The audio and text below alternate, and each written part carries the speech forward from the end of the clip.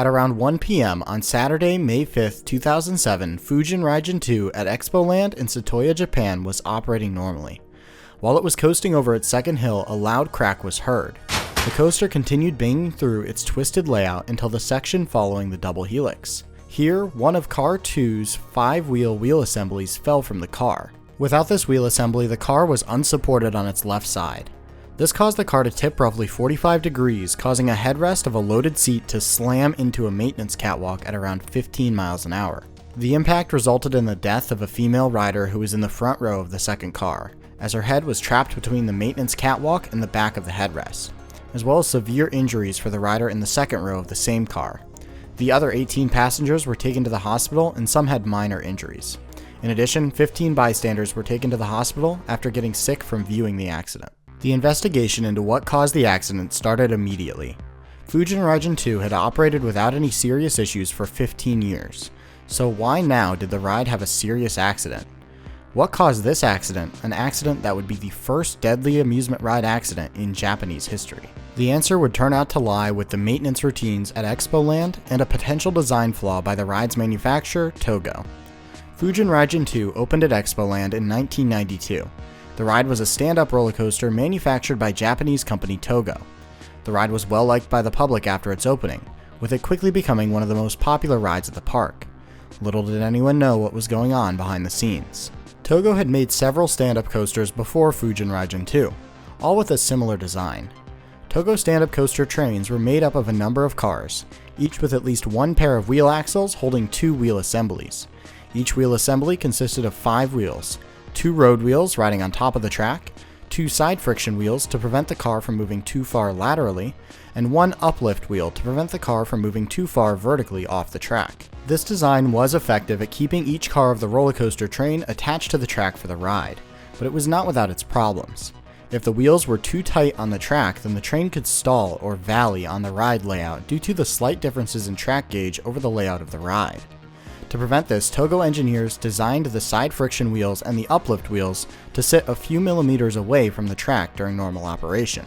This would give enough space to account for differences in track gauge. This solution, though effective, introduced an unseen problem now present on all Togo stand-up coasters. The wheel axle holding each wheel assembly attached to each car was secured to the rest of the train using an M32 threaded bolt going through the bottom of the car and connecting to a nut. As the train would jolt up and down and side to side along the layout of the ride, this bolt would see extreme stresses not accounted for in its initial design.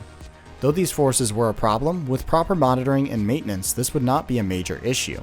Plenty of other stand-up coasters by Togo have operated and continue to operate without accidents. Expo Land had other plans.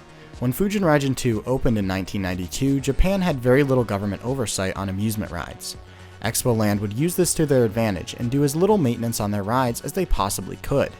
Each year, the park would tear down the Fujin-Raijin II trains and do a more thorough inspection. Japanese law required that parts of the ride be inspected using magnetic particle, ultrasonic, or liquid penetrant methods each year. Doing this was expensive, and there was no law in place to check if parks were actually doing it. Accordingly, Expo Land failed to comply with this law, instead visually inspecting the Fujin-Raijin II trains each year.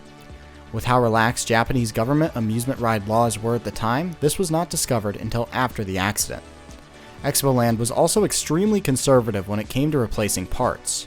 The wheel axles on Fujin-Raijin II were reportedly never replaced in the 15 years that the ride operated. This caused some issues, such as the wheel axles becoming so worn out that they would not properly fit back into the train after each disassembly. This became so bad that after 5 or 6 years of reusing the same axles, maintenance workers began using glue to keep the axles in place while they worked on them. In spring of 2007, Expo Land maintenance workers took the trains for Fujin-Raijin II apart for their annual inspection.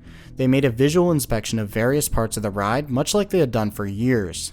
As they put the trains for the ride back together, they used glue to hold the wheel axles in place, as by this point only 1/3 of the original cross-section of the axle was still in contact with the bearing inside the car. The 2 trains of the ride were rebuilt in this way and replaced on the ride's track. The ride then reopened for the 2007 season. At around 1 p.m. on May 5, 2007, Fujin-Raijin II was loaded with 20 riders, leaving 4 empty seats. The ride dispatched from the station and climbed its 141-foot-tall chain lift hill. The train detached from the lift hill and the blue Fugent train fell down the first drop, as it had done hundreds of thousands of times before. The bottom of this drop put roughly 3 positive G's of stress on the train. The ride rocketed up its second hill, and the train experienced a moment of negative G forces. At the top of this hill, the 15-year-old wheel axle on the left side of car 2, worn out by being subjected to these forces so many times, finally snapped, though the wheel assembly was still connected to the train simply through friction. The train continued through the ride's rough and jerky twisted layout. Riders on the train likely did not know that anything had gone wrong. The train continued for roughly 500 meters normally. As the ride exited its double helix climb and entered a straight section of track, the wheel assembly finally fell out of the train. This caused the car to immediately tip 45 degrees to its left. This put the top of the train's headrests in contact with the maintenance catwalk handrails. This sudden collision with the maintenance catwalk handrail brought the train from about 15 miles per hour to an immediate stop. The rider in the front of car 2 on the left side was killed instantly as their head was pinned between the maintenance catwalk handrail and the train's headrest. The rider behind them narrowly escaped the same fate and was left with significant injuries. The other 18 riders were injured by the sudden stop, and 15 bystanders were also taken to the hospital due to feeling sick after witnessing the accident. The investigation that followed revealed that Expo Land had failed to properly maintain the coaster. Their inspections were not compliant with Japanese law, they had failed to replace parts on the coaster that were well overdue for repair, and they had made unauthorized repairs using glue to avoid replacing parts. It was also discovered that the ride's manufacturer, Togo, had sold a questionable design. The axle itself was made of nickel chromium alloy. This design had a factor of safety between 1.6 and 2.8. Meaning it could take around 1.6 to 2.8 times more stress than it was designed to endure without failure. Most parts in the amusement industry are made with a factor of safety of 10 or greater. The Togo design of placing the side friction wheels and uplift wheels a few millimeters away from the track rail resulted in the train slamming side to side and up and down on the track when the train experienced ride forces. When this was repeated thousands of times over the ride's lifetime, it led to excessive strain that eventually broke the axle. Though Togo was not found guilty in this accident, the design they sold was at least questionable. You can find out more about the exact flaws in the design by reading the accident report linked in the description. Interestingly, the same design remained on all other Togo stand-up coasters. As of this video's creation, one other Togo stand-up coaster remains operating, and no accidents like this one have happened again. This accident prompted major changes in Japanese amusement ride laws. As soon as the investigation on Fujin-Raijin II concluded, the Japanese government inspected every roller coaster in the country. Of the 307 rides inspected, 15 had similar problems. It was also found that 40% of amusement rides had not conducted the already required non-destructive tests using magnetic particle, ultrasonic, or liquid penetrant methods for cracks in the last year. This caused the Japanese government to require that the yearly results of non-destructive testing be attached to each ride's annual inspection report. Failing to do so would now carry a fine of 1 million yen, or about $10,000. This change caused many smaller Japanese parks to close as they were unable to afford these tests. This resulted in a dramatic shrinkage in the number of amusement parks in Japan. Expo Land would reopen after the accident without Fujin-Raijin II. The park found little success as most of the Japanese public was now upset with the park. Expo Land closed forever in December of 2007 and was demolished. Today, the Japanese amusement industry is still feeling the effects of this accident. Much of the public is not willing to visit amusement parks due to this accident, and many of the smaller parks have now closed due to the stricter inspection requirements.